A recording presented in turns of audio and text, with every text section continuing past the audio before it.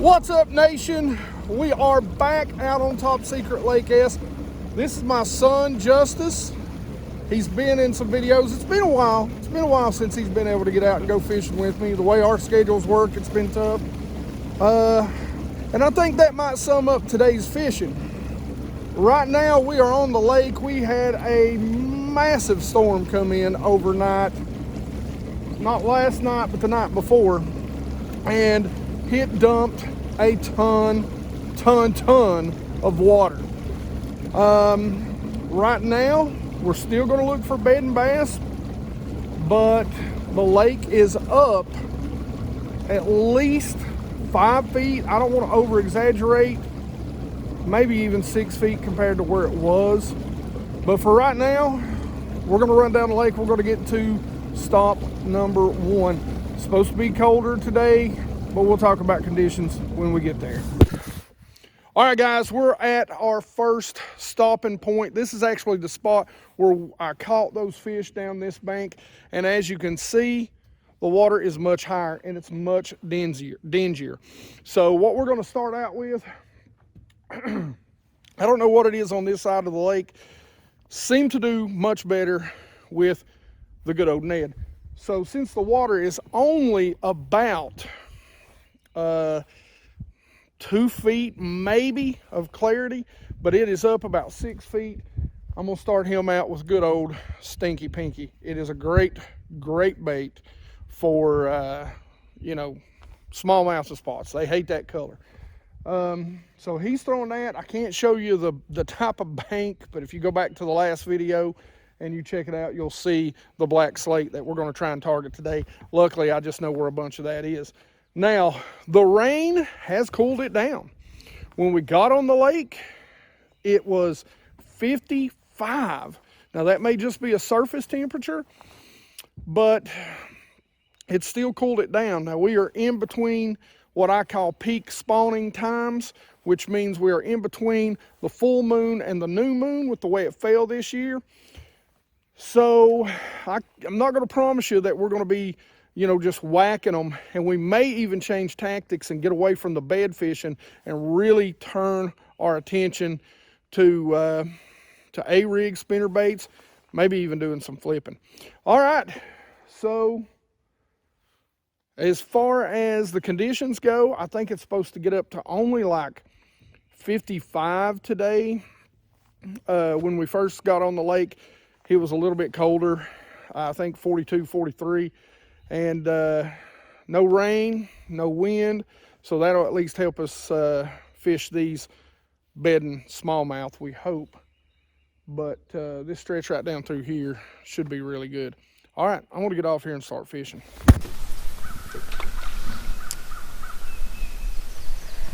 Golly, come on, man. Oh. Oh, really? That was a bite right there. Was it? Yeah. Pull that. Oh. I was like, that ain't a fish. I don't know what that is. That was 2 picks right there. Little Yeah, right there too. Yeah, it's here in the tree, mate.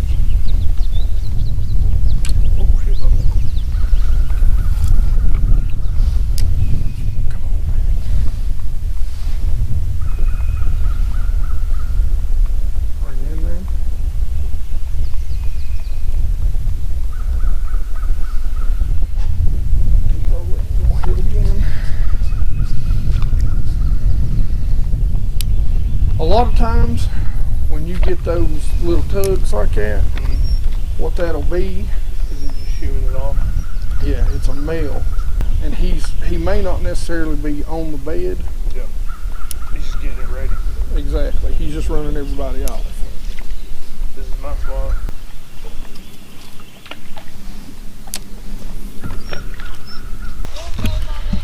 Well, guys, spot number 1 sucks big fat. It is high water, it is cold water, and that first wave that was out here is probably pulled off, which means you might see us pull out the old A-rig and go to town. Maybe throw some spinner baits around. We're gonna fish a couple other areas, see if we can find some better stuff. But this spot right here, man, it was flat loaded last time, and it is not this time. Didn't even get a, I'm lying, I got one bite. Let's get it.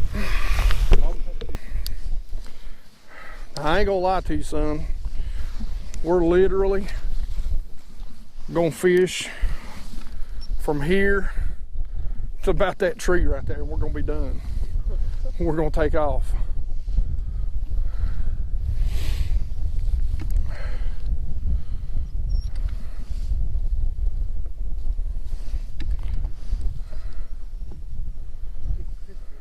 Yeah.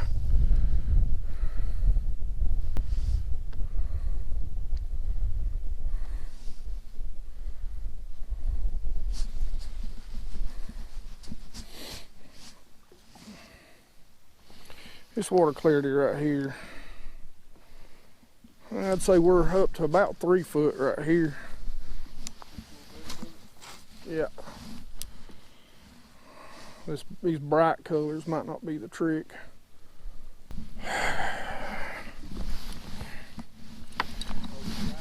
Oh yeah.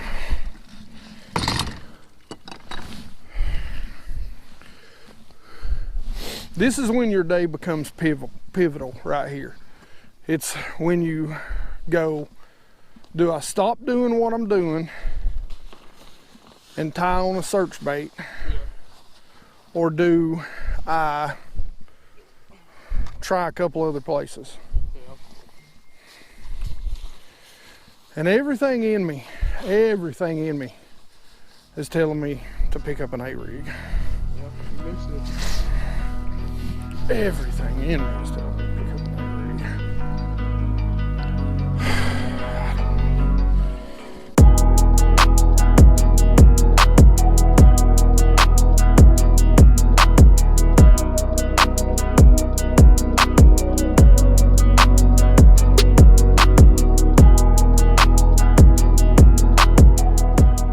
All right, guys, listen, I'm going to interrupt the video right here. I don't know what happened to the audio on both cameras. You know, well, GoPro dongles or what happened to the daggone audio. They're crap. $50 worth of junk. Way to go, GoPro. Thanks for making us all buy $50 worth of unadulterated. All right. Anyway, my son was throwing a spinnerbait for a little bit. He put the spinnerbait down, picked up a swim jig, and started getting a couple of bites on that. Unfortunately, he never had takers. He did miss one. I picked up the A-rig. Guys, one of the reasons why I like an A-rig like this is because it's such a big bait and you can slow roll it. 90% of the time, unless I'm really up in flooded brush, a lot of times I'm going to pick that A-rig up because it's got such drawing power to it. Now, you know, it's all open hook, so I'm not going to throw it, you know, right up into, you know, thick wood cover, but I can put that very near and contour banks because it's so heavy and get it down deeper than I would really fish a spinnerbait in most cases. And because the water temps were cold, I just didn't feel like the spinnerbait or the swim jig or something like that was really going to produce the way we wanted. So, you know, for me, it's just the drawing power of that big bait. And then on top of that, I put my favorite on there with the overcast conditions, just a touch of wind, and, you know, the water being as dark as it is, you know, again, you can slow roll it. And I think that's what got me by. Even at that size, it's not just gonna, it doesn't have a real super fast sink rate, especially when you're cranking it. But that sour grape on that lake, it just works. Especially it's a little darker purple, a little brighter green on the bottom. And well, you guys have seen it in numerous videos, and if you haven't seen it, man, you need to go back, and every single video that I've put out for the last 3 weeks where I'm holding fish up, you need to go watch. I fished a couple of creeks before this. Creeks that I fished before, during the spawn and never really had much luck, but I wanted to go in and check them anyway. This is the back third of this creek. So the back of this creek, it's got the black slate on it. I know that largemouth and a lot of smallmouth spawn in this creek when the temperature gets right. And basically what you see me doing is contouring the bank, throwing up to the bank, any sort of wood cover, and just really slow rolling that, letting it contour that steep 45-degree bank. And that's the last deep water before you get to the spawning area in the back of the creeks. And that's kind of what we were beginning to target. So once we fished this creek out, we jumped up, we made a move. We started looking around for some other creeks that had that same sort of thing. The black slate, steep banks, deepest water in the back of the creeks. We ran through 2-3 creeks, just didn't like what we seen, and then we came up on this creek. We were basically doing the same thing, and you can kind of see a little point toward the very back of this creek. And right before I made this cast, I told my son that this is where we're going to get bit. If we get bit anywhere in this creek. And sure enough, there it was. A nice little smallmouth to basically end our short day. All right, guys, so, we did what we could do today. Rising water, cold water. So right in the spring, what we had was exactly what you don't want. Now, we had the first wave of fish come up and get on the beds just a few weeks ago, and there probably are still some fish on the beds, but right now, the water has come up about 5 feet. Most places that we've fished, and we're on the clear side of the lake, 2 to 3 foot visibility or less. The water temps have dropped, probably anywhere from 4 or 5 degrees in some places. About the average this morning was 56 degrees, and that was pretty much across the entire lake. We actually found some places that were colder. It was 55. So, didn't really work real well. My son will tell you that almost immediately once I seen the water, I was talking about, man, we need to just pick up an A-rig. We need to pick up an A-rig. And, sometimes you wait. Sometimes you don't make those decisions until it's too late. We don't have a lot of time to fish.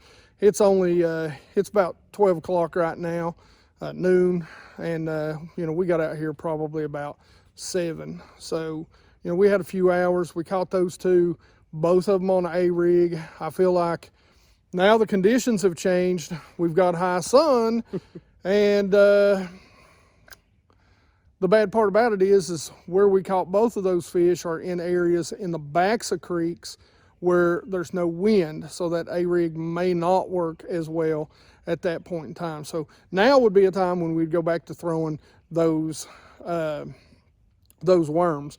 But the thing of it is I'm not really sure if, the spawn, if we've got a lot that's back up on the beds.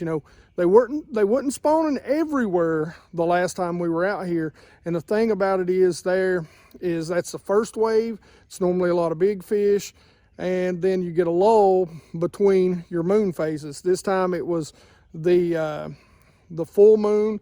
The next phase is going to be next week with the new moon, and that should bring the second wave in if we get some warmer temperatures. All right, son, you wanted to shout somebody out? James Garrett. See you, buddy. All right, James, I know this wasn't the greatest, but hey, we caught 2, we didn't 0. We kind of figured it out, and if we had more time, we'd probably run that pattern, probably slow down in the backs of the creeks with maybe some jigs and stuff flipping. But all right. So as always, guys, questions and comments in the comment section below. I love to talk about fishing with you. Guys, share BassGeek out with your friends, man. I don't know what's going on. I don't know if you guys just can't fish and so you're not watching fishing, but the views have gone way down. So make sure you tell your buds, watch. We're fishing. We're not just talking about it here lately. We share the good, the bad, the ugly. It's like I always say,